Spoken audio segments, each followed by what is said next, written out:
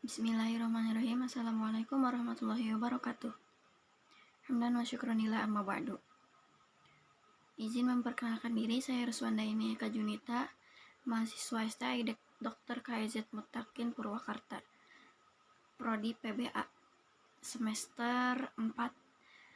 Video ini dibuat untuk memenuhi tugas ulangan tengah semester mata kuliah Ilmu Al-Lughah yang diampu oleh Bapak Haji Dikri Dirwatul Ghazali.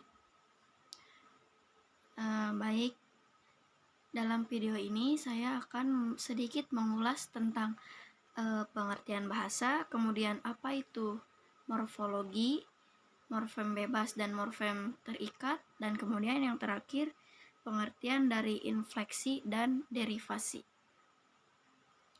Baik, untuk yang pertama adalah pengertian bahasa menurut Muhammad Ali Al-Khuli dan juga Syekh Mustafa Al-Ghulayaini. Yang pertama, menurut Muhammad Ali Al-Khuli, bahasa merupakan sistem lambang bunyi yang digunakan sebagai sarana bertukar perasaan antar anggota suatu kelompok bahasa. Sedangkan menurut Syekh Mustafa Al-Ghulayaini, bahasa itu merupakan perkataan yang diungkapkan oleh setiap kelompok untuk menyampaikan maksud-maksud mereka. Nah, di sini dalam pengertian yang tadi telah disebutkan, salah satunya sifat bahasa, bukan sifat ya, salah satu makna dari bahasa itu ada sistem lambang bunyi. Nah, untuk lambang bunyi itu sendiri, lambang bunyi merupakan deretan dari berbagai bunyi atau beberapa bunyi. Contohnya, ada bunyi A, kemudian bunyi ba atau B, bunyi C, bunyi jim atau ja. Nah, jadi pada dasarnya huruf-huruf itu merupakan lambang bunyi. Nah, kemudian bahasa juga harus arbitrer. Bahasa itu bersifat arbitrer. Artinya, arbitrer adalah mana suka. Maksud dari mana suka itu orang boleh mengatakan apa saja. Jadi bebas. Contohnya, sebenarnya ini adalah pulpen. Namun karena bahasa itu arbitrer, jadi kita bisa menamai benda ini dengan misalnya buku. Nah, itu boleh ya.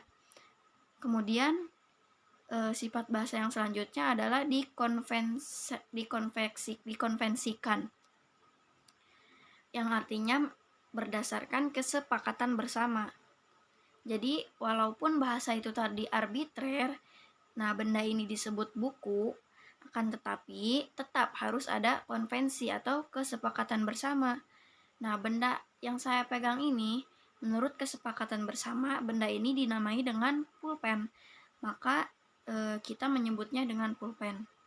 Kemudian, pembahasan yang kedua adalah yang dimaksud dengan atau pengertian morfologi. Morfologi ya berasal dari kata morf yang artinya perubahan dan juga logos yang artinya ilmu. Maka dari itu, morfologi adalah ilmu yang mempelajari tentang perubahan kata. Nah, jika di dalam bahasa Arab, ini disebutnya dengan ilmu shorof. Ya, perubahan kata. Bagaimana kata isi menjadi fi'il, kemudian menjadi dhorob, menjadi fa'il, atau menjadi maf'ul, dan seterusnya. Kemudian, ilmu kebahasaan juga mengkaji terkait dengan perubahan dan pembentukan suatu kata baru. Nah, aspek kajian terbesar dalam morfologi ini adalah morfem. Nah, di sini morfem itu terbagi menjadi dua. Morfem merupakan gabungan dari fonem atau bunyi yang mempunyai makna dan ia merupakan cikal bakal dari kata. Nah, morfem itu terbagi menjadi dua. yaitu ada morfem bebas dan juga morfem terikat. Untuk morfem bebas itu morfem yang mampu berdiri sendiri, dalam artian sudah mempunyai makna sendiri dan tidak terikat dengan morfem yang lain. Contohnya pulpen, kemudian buku, kursi, rumah. Kita tidak perlu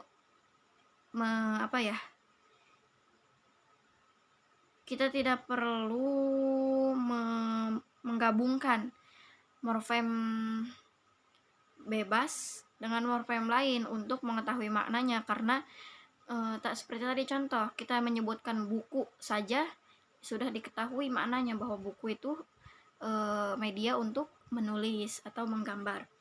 Kemudian yang kedua itu ada morfem terikat. Berbeda dengan morfem bebas. Morfem terikat itu makna morfemisnya akan diketahui jika dilekatkan dengan morfem lain atau morfem bebas. Jadi maknanya itu belum diketahui sampai kita menggabungkan dengan morfem bebas. Atau bisa dikatakan berupa gabungan dari dua buah morfem. Contohnya, contoh morfem terikat ada ber, me, ter, dan yang lainnya. Jika digabungkan, contoh katanya seperti bermain, melihat, terbuka.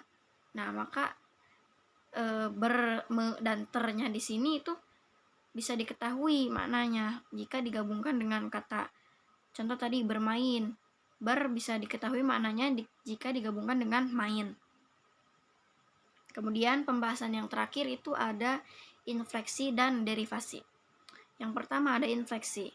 Infleksi itu merupakan proses pembentukan kata baru dengan menambahkan imbuhan terhadap suatu kata yang tidak merubah kelas kata tersebut. Nah, jadi pembentukan kata baru namun dia tidak merubah makna aslinya.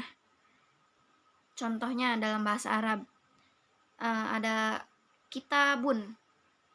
Kitabun itu artinya satu buku. Kemudian terjadi infleksi atau pembentukan kata baru yaitu kutubun. Nah, kutubun di sini artinya juga sama, yaitu buku namun dalam bentuk jamak. Kemudian contoh lain, muslimun, seorang muslim. Nah, terjadi infleksi menjadi jamak mudzakkar salim misalnya.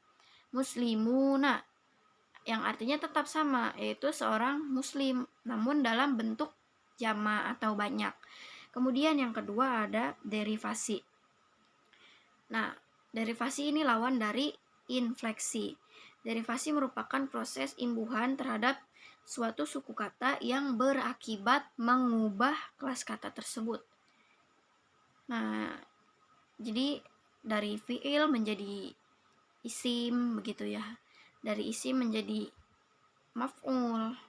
Contohnya doroba. Doroba itu fiil madi, artinya memukul. Terjadi derivasi menjadi doribun, menjadi fa'il.